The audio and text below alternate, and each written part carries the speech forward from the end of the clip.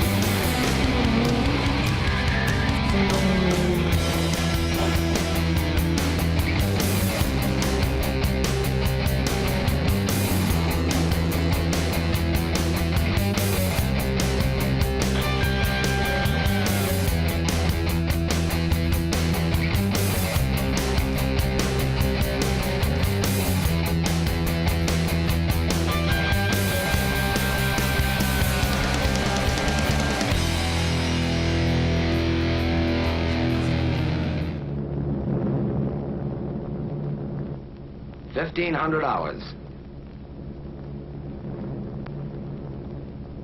What was left of our target was a good 3 hours behind us.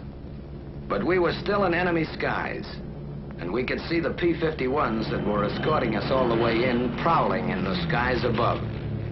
They called us Big Friend. We called them Little Friend.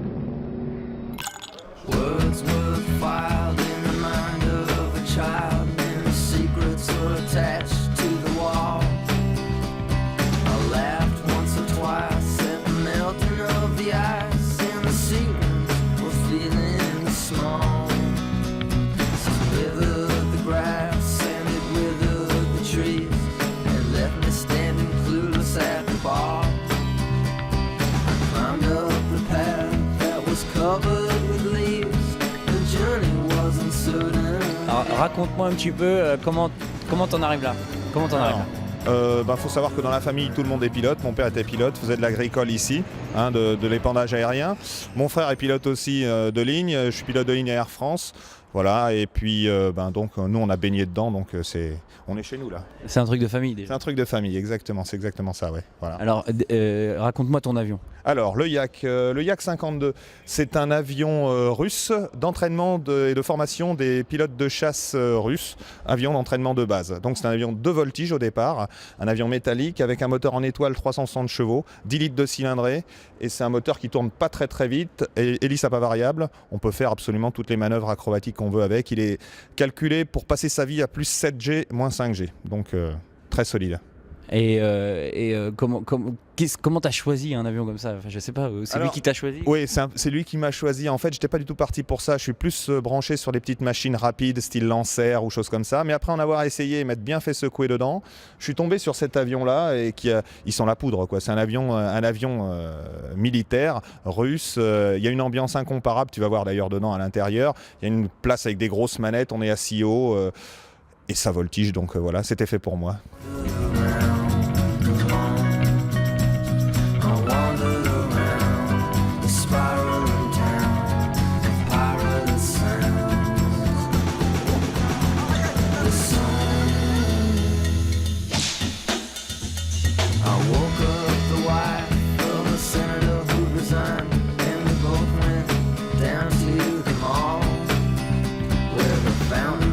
Ok Dominique, explique-moi un petit peu comment on arrive à posséder un avion comme ça et quelle est la passion qui te motive en fait?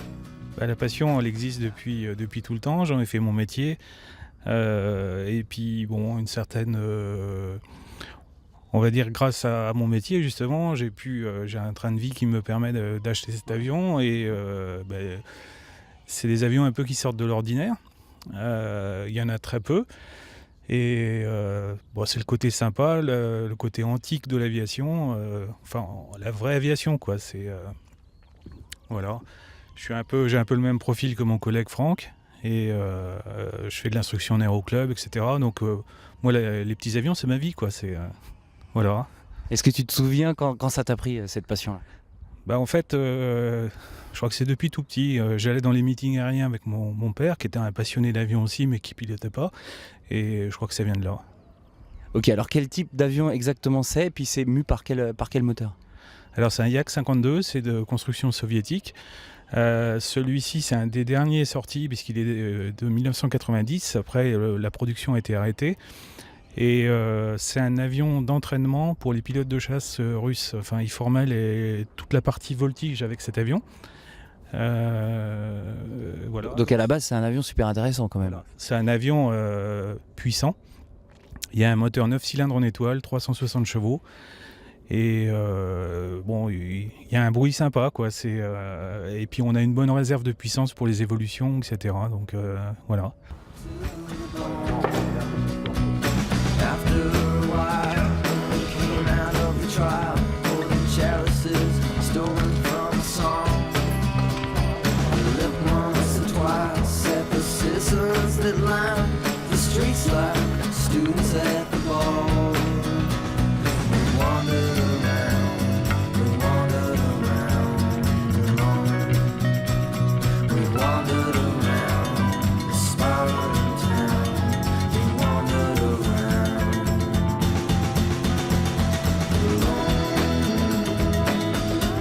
Alors Didier, raconte-moi un petit peu comment t'en arrives là. Je pose la question à vous trois. Bien, donc c'est à la suite de mon brevet de pilote en aéroclub, où les aéroclubs étaient trop contraints pour moi par les timings de machines prises, de moniteurs pris, etc. Et j'ai ressenti le besoin d'avoir un avion un peu hors norme, qui avait des caractéristiques particulières. C'est un peu le Land Rover du ciel. Voilà, donc c'est un peu le 4x4 du ciel qui peut emmener 4 passagers, qui voltige et qui a un vrai historique, avec en plus la caractéristique que ce n'est pas un avion fade, c'est un avion qui a une âme dans laquelle on ne peut pas monter et tourner la clé, il faut absolument tourner autour, en prendre soin, lui parler, l'écouter, et après on prend un plaisir qui est multiplié par 10. Ouais, c'est ça, c'est un avion, bon, ça se voit tout de suite, hein, il est différent et puis il sent un peu le cambouis quand même. Voilà, c'est un avion qui sent l'huile, qui sent l'essence, qui fait de la fumée au démarrage, par contre qui est surmotorisé à la mode russe, qui emporte 4 passagers, en Russie il emporte même 5 passagers, qui passe des figures de voltige, qui fait de la boucle, du tonneau, et qui peut atterrir sur des pistes courtes, décoller court, enfin qui consomme en gros un tout petit peu plus qu'un avion classique. On doit tourner autour des 47 litres à l'heure, alors qu'un avion classique tourne autour des 35 litres à l'heure. Voilà. Vente arrière, on se met directement pour faire un passage ou on fait un petit local d'abord? Tu veux aller faire un petit bout Quand on veut se séparer, c'est à nous de dire on quitte la patrouille, on s'écarte, sinon on reste du temps, on reste en patrouille. Donc c'est un peu là, on reste en patrouille.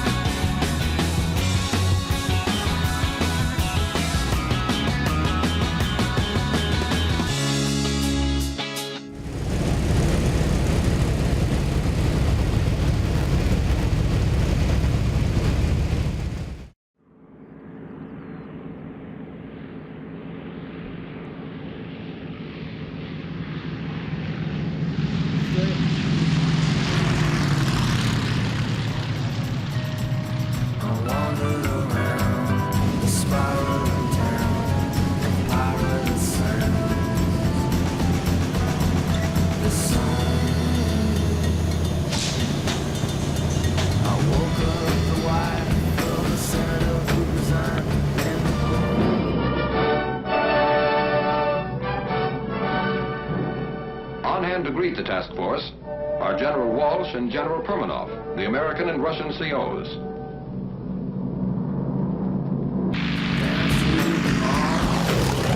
Where the fountains were designed to detect both our lives, and we were standing so to the bone. After a while, when we came out of the trial, holding chalices stolen from a song, we looked once or twice at the citizens that line the streets like students at the ball. We wandered around, we wandered around, we wandered around the spiraling town. Would we like them? Would they like us? We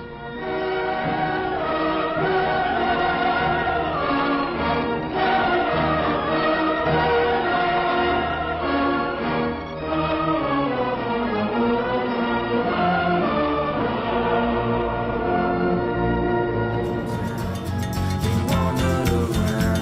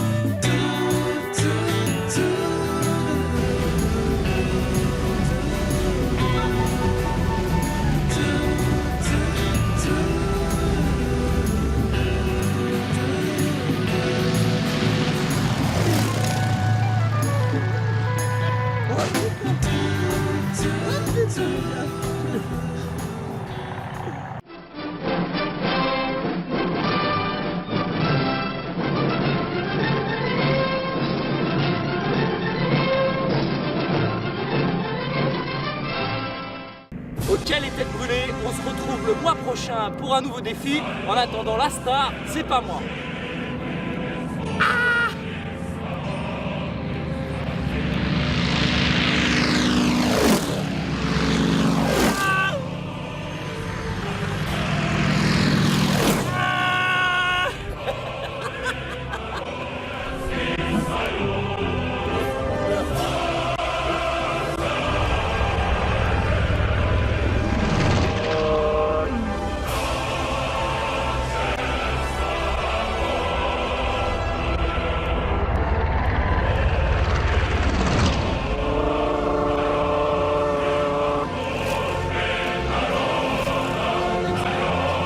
C'était génial.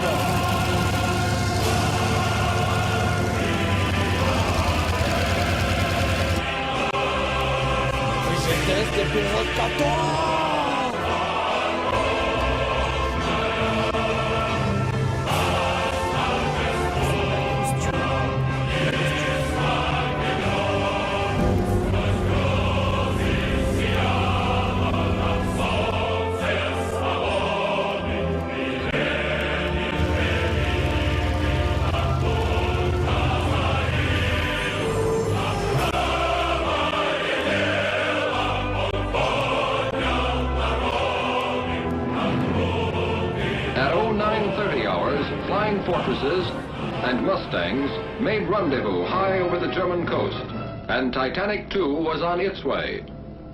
At 1200 hours, it dropped its bombs on the Ruland oil fields and continued to its new bases somewhere in Russia.